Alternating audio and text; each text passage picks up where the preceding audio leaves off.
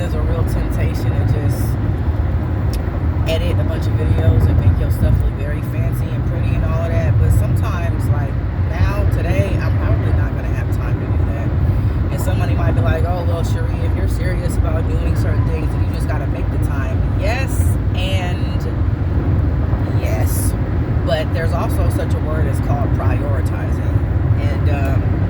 And like my motto is doing the best with what you got and working with what you have.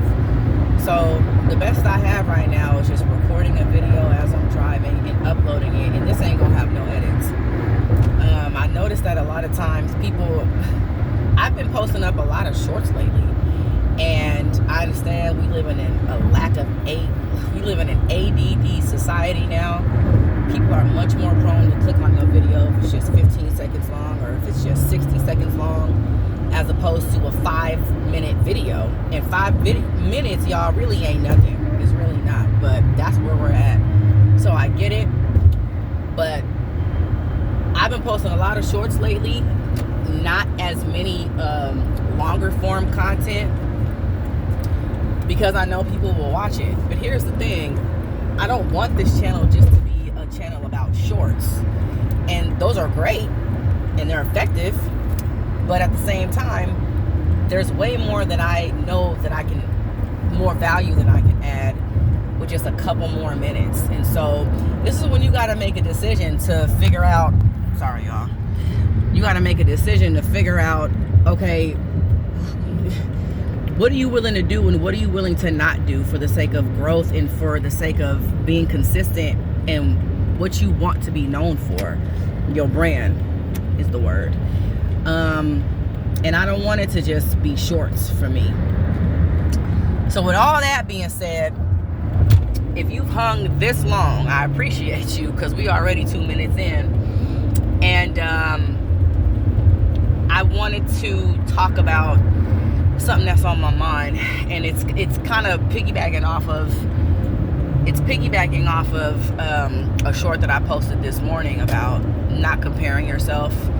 So I'll give you the short version so that this video is pretty much between 5 and 7 minutes long though. I don't like comparison.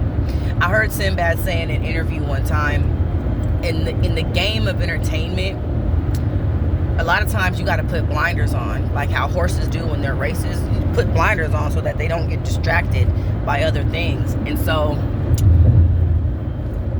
the job that I have now has really exposed that about me, is that I have a lot of drive, but I don't need people to necessarily stroke my ego all the time. I just don't need that. And I don't like comparison because it can create an unhealthy ego. I'm much more along the lines of like, look, why don't we all just be the best that we can be? And you know what I'm saying, as long as you're not performing horribly, you guys get a certain level of recognition. You guys get a certain amount and level of incentives and prizes. Now granted, if somebody is just really great at what they do, then that's great, like power to them. But what I've learned that you have to be careful to not do is you have to not allow yourself, or at least be very vigilant, that's the word I'll use. You have to be very vigilant to not get jealous of people. You have to be very vigilant and aware, self-aware, to not allow your losses wreak havoc on your self-esteem and your self-worth. And in the short that I posted this morning, I said that I struggle with that. I struggle with that a lot. And I made that clear to my manager. And you know what? I do think that some of it is based off of just traumatic experiences that I've had at other jobs. Like, y'all, I won't say names, but I've had jobs where it was a sales job. Had one job that told all of us, they called us in the back and was like, hey, the boss says you guys need to make sure you guys make money here, and if you don't, just start looking for another job now. That was the type of leadership and the type of management that I was under. It was legit.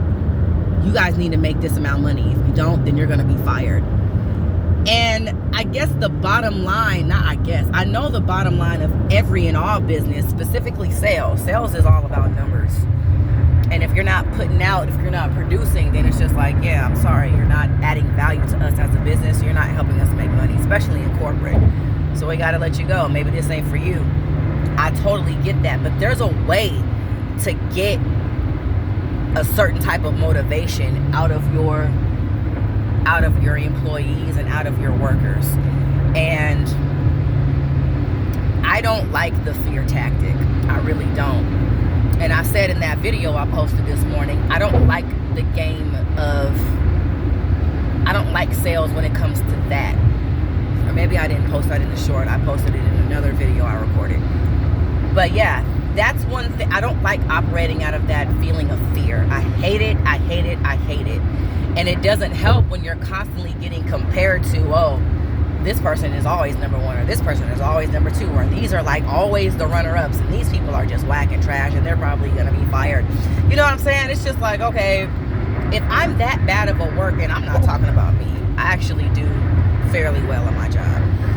But it doesn't mean that I don't deal with the people that I'm still not outperforming. You see what I'm saying? It's very clear like who the star players are on my team. And when you keep trying and trying and trying to be that star player, you can take it personally. And if you're somebody like me that doesn't really like that, again, just be self-aware, be vigilant, and don't allow yourself, and I would say even talk to the Lord about it. Ask God to show you how to not take it personally and help him to not be jealous. But if you are jealous, if you're struggling with envy, and if you fall into the trap of comparison, ask him to help you come out of that, and ask for forgiveness for being jealous, because God doesn't like, there's a certain type of jealousy that he doesn't like. That's a whole nother video. But being envious and being malicious, because also it opens up a whole can of worms, y'all, because when you're jealous of somebody and when you fall into that trap of comparison, it's very easy to get tempted to start cheating, to start manipulating the system, to start lying.